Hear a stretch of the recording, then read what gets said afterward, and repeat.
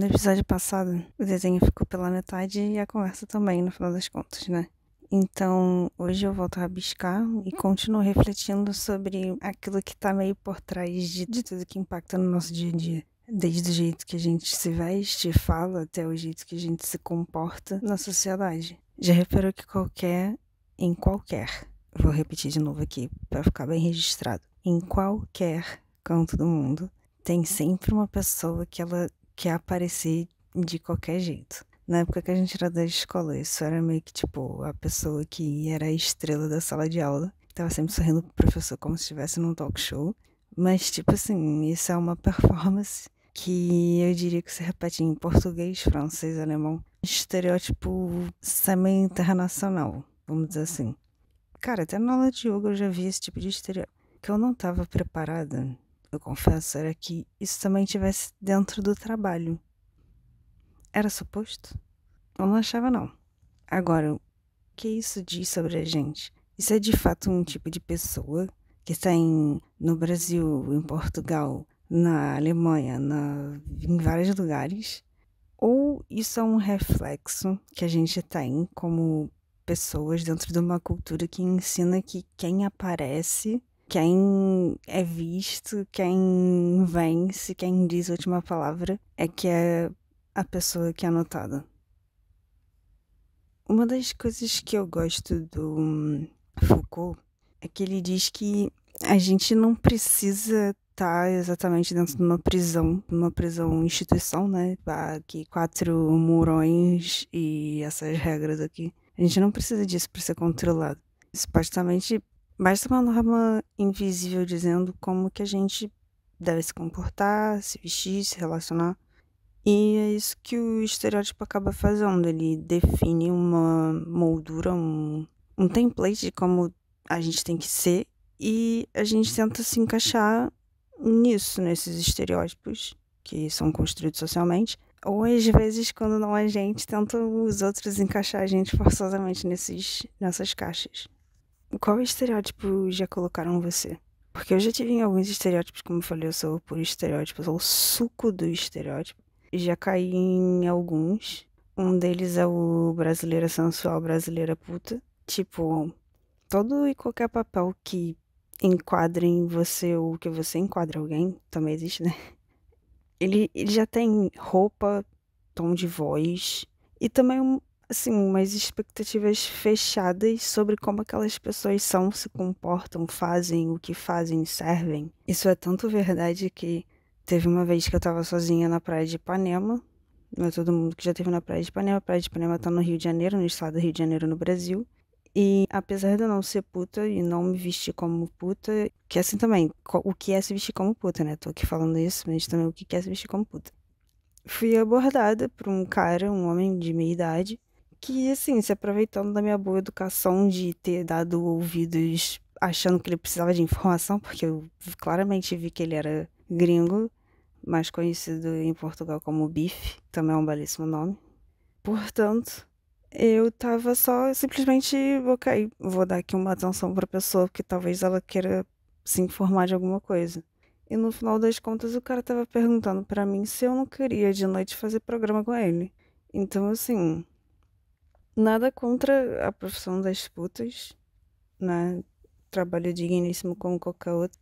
Mas, cara, se alguém não tá te oferecendo um serviço, você não pode partir do princípio que o serviço que você quer tá disponível com qualquer pessoa que você queira só porque sim, tá ligado? E é isso, e o cara partiu do princípio, né? Ele era um gringo, como foi uma pessoa de fora, ele partiu do princípio que eu, brasileira, sentada em Ipanema, onde, sim, de fato tem prostituição, mas não é todo mundo. Ele partiu do princípio de que eu era mais uma do pacote brasileirinhas. E, mas não, né? Eu, de vez em quando, gosto de pensar em umas coisas que cruzam fronteiras, tipo, assim como a palavra cu tem um impacto em todo e qualquer país que ouve a palavra cu na sua língua, né? Porque falar cu em inglês ninguém vai entender, mas se eu explicar o que é cu pra uma pessoa, talvez ela entenda e vai ter o mesmo, ou vai rir, ou vai, sabe, se chocar, tipo, todo mundo tem uma reação quando ouve a palavra cu. E aí eu gosto de pensar nesse tipo de coisa. Por acaso tem um outro estereótipo que é internacional e que, tipo, todo mundo tem e que eu caí nessa recentemente, é do indiano calmo, sábio, tudo espiritualizado, pessoa, né, que é toda preparada para conviver com as dificuldades e adversidades da vida, tipo um Buda, né, da contemporaneidade. Mas aí, a parada que ninguém sabe ou não lembra, no meu caso eu não sabia, é que a Índia, ela é uma potência nuclear. Tu sabia que a Índia é uma potência nuclear? Eu não fazia ideia. Do nada, a Índia é uma potência nuclear que está em conflito armado com o Paquistão, porque eles tiveram uma confusãozinha aí agora recente. Mas eles já estão nesse conflito já tem um tempo e eu não fazia ideia. E aí fui dar uma pesquisada de leve. Eles estão em confusão desde 1947. Tem noção?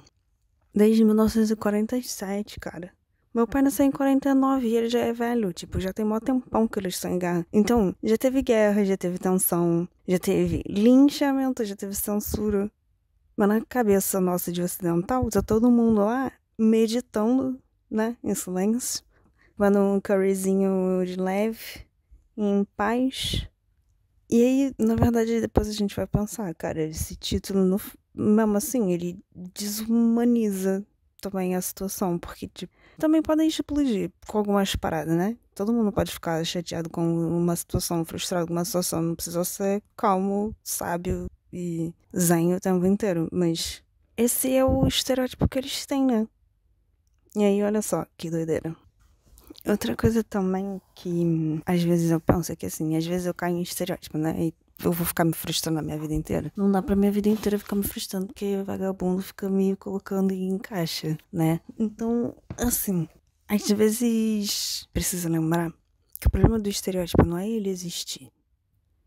Porque a gente, como humanidade, a gente meio que precisa de uns mecanismos, e o estereótipo entra nisso, porque somos visuais, como uma ferramenta de dividir pessoas e classificar e falar e manutenção. Mas no final das contas, o problema é ele ser usado como régua, uma mesma régua para 8,09 bilhões de pessoas que somos neste pequeno planeta chamado Terra. Então, quando você foge do papel que te entregam, né, dessa expectativa do estereótipo que te dão, vem o incômodo e muitas vezes a cobrança, porque as pessoas, elas não sabem se incomodar caladas. Quantas vezes já vi alguém olhando, não sei, uma pessoa na rua vestida de um jeito diferente do que o comum tá habituado e as pessoas não se contentam em só olhar, achar diferente e pensar, ok, é diferente, eu gostaria de estar assim. Talvez sim, talvez não, e talvez não, mas não tem problema. Mas olha, essa pessoa tá fazendo essa coisa diferente. Mas ao invés de ficar calada com todos esses pensamentos e coisas que aconteceram, não, as pessoas preferem verbalizar e muitas vezes jogar a agressão que elas estão pensando na pessoa, porque você não tá cumprindo com a expectativa que ela tinha sobre como você devia estar. E aí, o que eu também acho na minha vivência de imigrante é que os estereótipos, assim como o cu, eles viajam, né? Então, outra parada que é engraçada é que sempre tem a mina que é espiritualizada e ela, né, tudo é energia, yoga e wellness, mindfulness e coisas assim, mas no final fode todo mundo pra se dar bem, ou fala mal de todo mundo, e aí tu fica assim, caralho, porra. E aí é engraçado, né? Ou então, sei lá, tem outro também que é o. Tem o chefe na empresa que é, não, somos aqui, empresa horizontal, e não sei o quê, porque somos todos horizontais, e não sei o quê. Vai discordar de alguma parada. Também tem uma outra que é engraçada, que como pessoa que trabalha com tecnologia, talvez não seja claro para todo mundo, mas sempre vai ter aquele desenvolvedor que vai achar que o problema é do usuário e não da merda que a gente fez implementando uma coisa. Enquanto eu desenho aqui, vou me perguntando, será que um dia a gente vai poder só ser?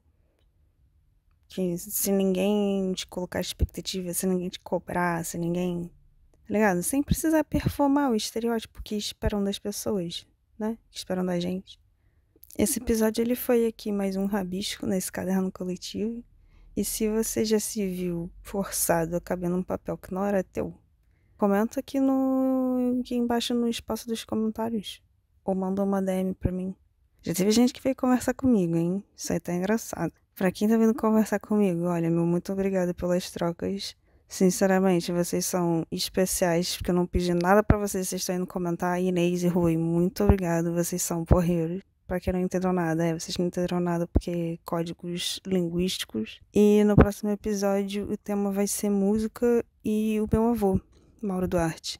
Achei que eu tinha esquecido, né, de contar a fofoca de como que a letra da música Loma foi feita. Não esqueci não. Só tava esperando o momento certo. Até lá. E cuidado com esses personagens prontos que entregam aí pra gente nesse roteiro da vida, porque às vezes a gente vira figurante da nossa própria história e isso aí não tá certo não.